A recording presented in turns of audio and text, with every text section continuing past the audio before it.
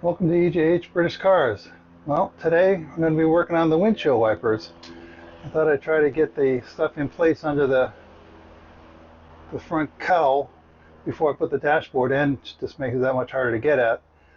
So I'm working on the wipers. So yesterday I went through and looked at the wheel boxes and took them apart, greased them out. They're actually in extremely good condition. The gears are not worn at all, which is unusual. I mean, every other one I ever took apart, about a third of the gear sets almost wore out, and that's just that one section that keeps working. The good thing is you can usually rotate those, half a turn and then use an unused section. But I don't have to do that at all. So I just took them apart, took the back plates off, popped the gear and the shaft out, cleaned them up, got the old grungy grease out, lubricated them up, and cleaned them and painted them and did all that. So today I'm going to work on the wiper motor. So I want to take that apart, and I got a new set of brushes for it.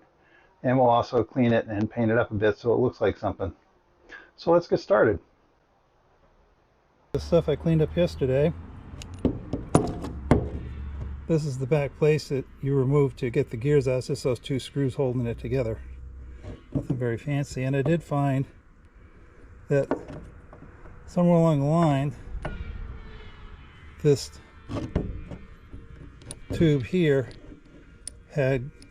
was missing somehow or another, or broken, who knows, and someone had taken, looked like probably a piece of thin wall conduit to replace it. So I had a piece of aluminum laying around, so I turned up a new one. So you see it's much heavier. This is an original one, which is a cast pot metal piece. Pretty straightforward. There's the bracket. This motor mounts differently than the later TR4 ones, and I think the later TR3s, that there's a heavy rubber pad here, and that's what goes on here, and the two screws that hold that in have rubber bushings. So later on they go to a solid mount to here, and then they have rubber bobbins that this bolts to. So today the big thing is going to be to take this apart, clean it up, re-grease it. It's interesting, I've not seen this before. These are screw connections for the wires, and these wires don't look that good. This looks like, I don't know, that may be original, but I think I'll just go ahead and get a new heavier piece of wire in there. What I'm going to do is take this cover off, which is 3 5/16 head bolts, and that will allow us to remove this long tube and the central drive, cable I guess you'd call it, and that'll make this whole thing a lot easier to work on. So I'll get my wrench and get those 3 bolts out. Oh, my mistake, those are 1/4 inch heads. So there's the plate, and that just lifts off, and this is the gear set. So there's a worm gear just barely there, if you can see it. Comes up and it drives this gear, which has this pin, which has this arm, which drives the cable, and this cable cover end just sits into a notch in the end, and that should all just lift out of here.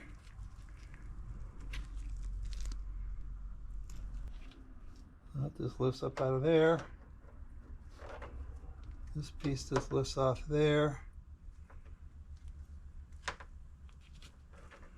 and this, no real point in taking this apart.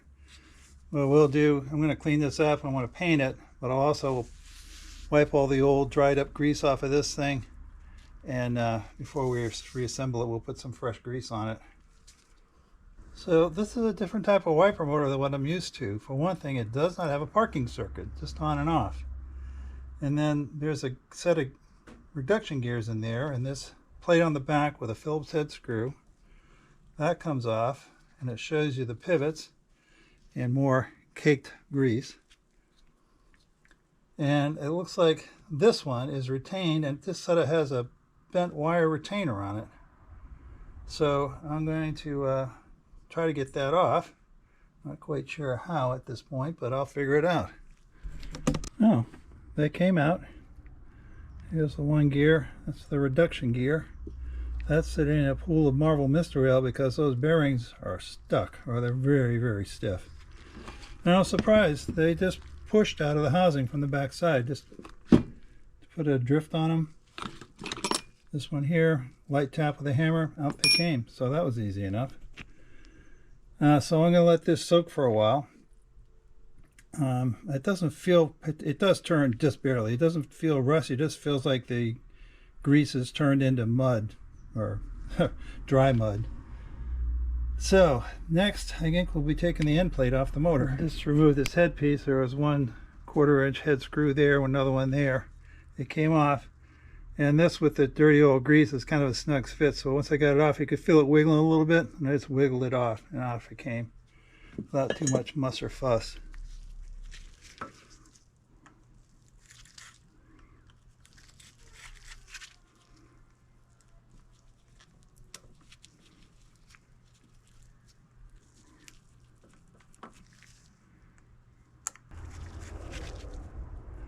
So I pulled the 3 screws out of there, and I pulled these 2 wires free, and that slides off like that. And I'd be very careful with these wires. This is bake light, so you need to be really careful with that too. Well, these brushes actually look pretty good. Quite a bit of meat on them. I guess this is sunny California where it doesn't rain. Maybe I'll try and see if this magnet assembly will come off. Well, I took this all apart. These brushes are like brand new, so I didn't bother to change them, but they're just little cubes of bronze oil light type of material. And they just sit in a pair of the 2 arms that hold the brushes. It just sits in a pocket in the end. There's nothing fancy about it, so there's no wiring or anything to do. I took the opportunity to clean and paint most everything, and I'm just starting to put it back together. So we freed up the bearings that are on that main drive gear, and they look fine, and I soaked them in oil overnight. So those just tap into place. And then this is the reduction. So don't forget this little thrust washer here. And I greased it, and you make sure you get grease in between those 2 wearing surfaces, so those will keep lubricated.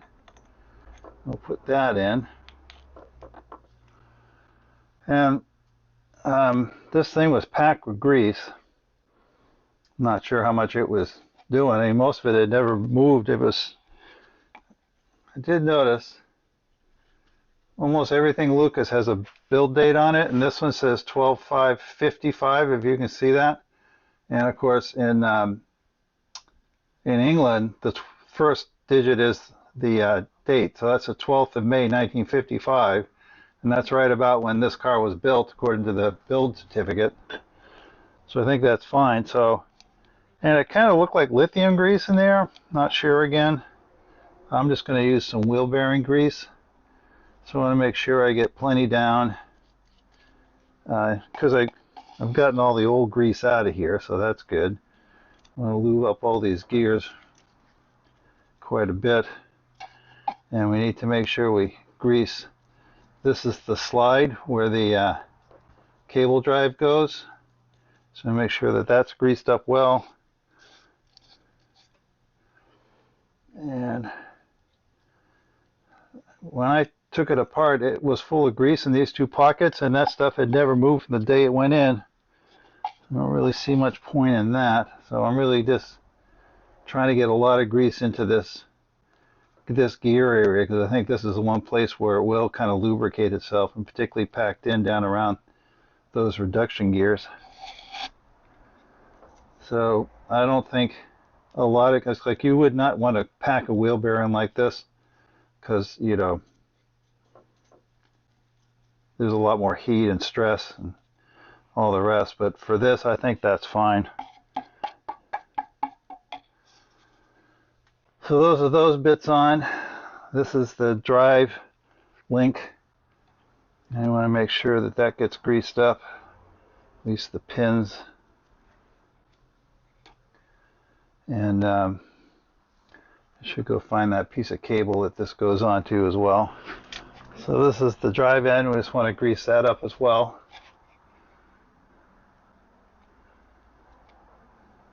And like I said, this is just modern disc brake. I think it's actually drum disc brake they call it now. Grease, which is, I'm sure, better than the old grease grease as were. And then get that into that bushing. Make sure that that cable is fitted down in its guide.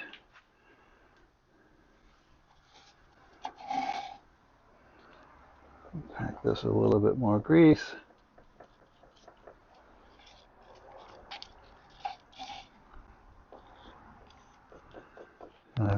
This tub is just about empty, so I was just kind of finishing it up on this.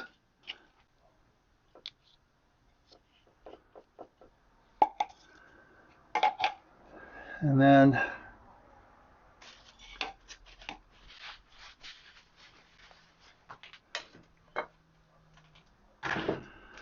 we need to slide this outer cable down.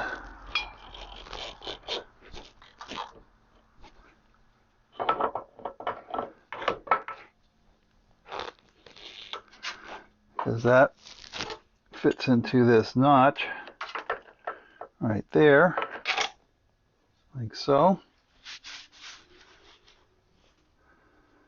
Trying to do this without getting all my nicely painted parts all mucked up. Fit that batting in place, and I'll put the 3 screws back in.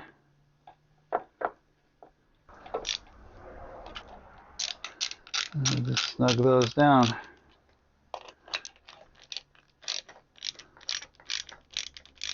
The other thing we're going to need to do is to get these wires back into these 2 screw clamp connections, but I might wait till I'm ready to feed the other wires in as well. So the one last thing we need to do is to make new rubber bits for this. So it's pretty simple. We're going to do, oh, there's one thing that we've forgotten.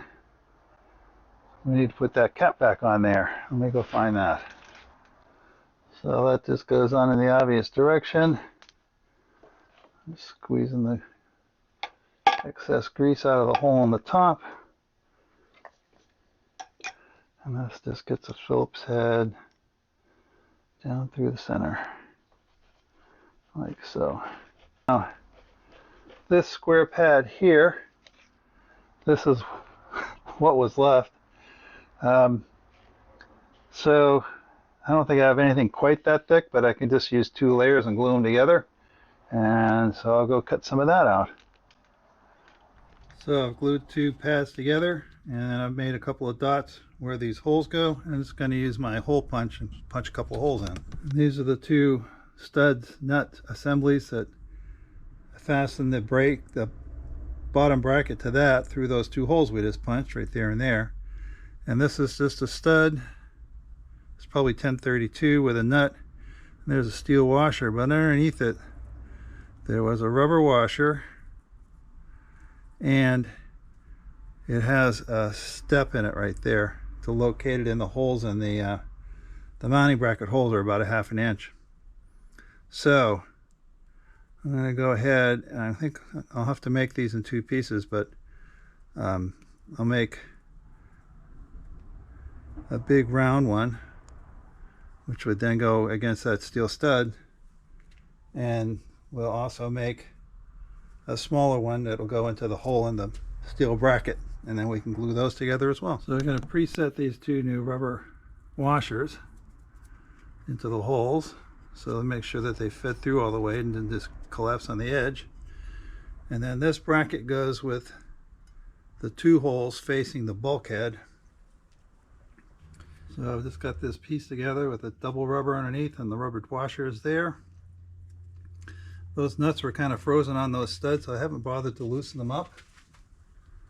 Just didn't want to take the chance of breaking them, to be honest.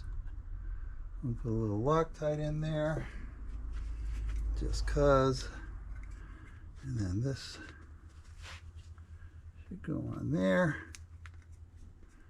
like that.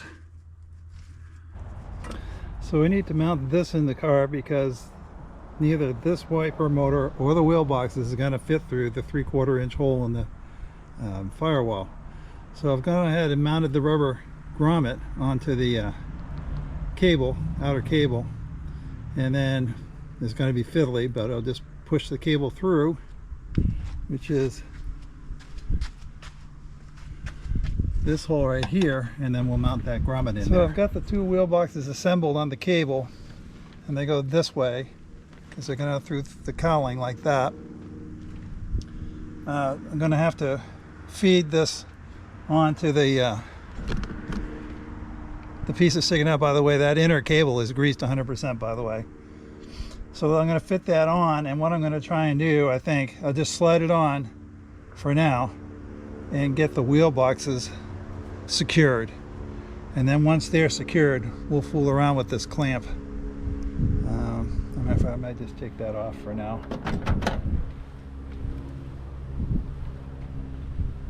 Just because it's going to be like wrestling spaghetti underneath there. This would probably be a lot more difficult if the dash was together and the heater was up there. But I figured these were going to be the deepest things in there, so I put them in first.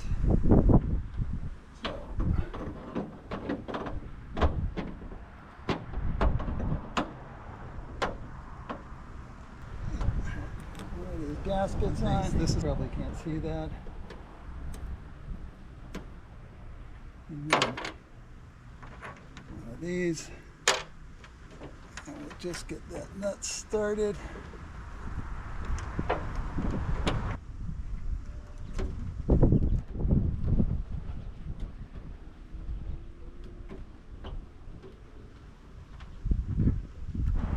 Well, they're in place and they're tight. Here's the cable coming in, the first wheel box, which is where we made the connection. Also found that to get this in, it was a lot easier if I backed these two screws out about 4 or 5 turns, loosen that plate. Loosen that plate right there. There's the other wheel box, and it does kind of interfere with the heater demister dust, but they kind of just push out of the way. So we're not going to put the wiper arms on until the windshield's in, otherwise they're just going to be in the way and scratching the paint. So that's it for windshield wipers installed. Because we will need to wire them eventually, and hopefully that motor still works. I didn't check it on the bench, but they're not that hard to change. Once they're in place, they're pretty open. So don't forget to like, subscribe, share, and comment, and we'll see you next time.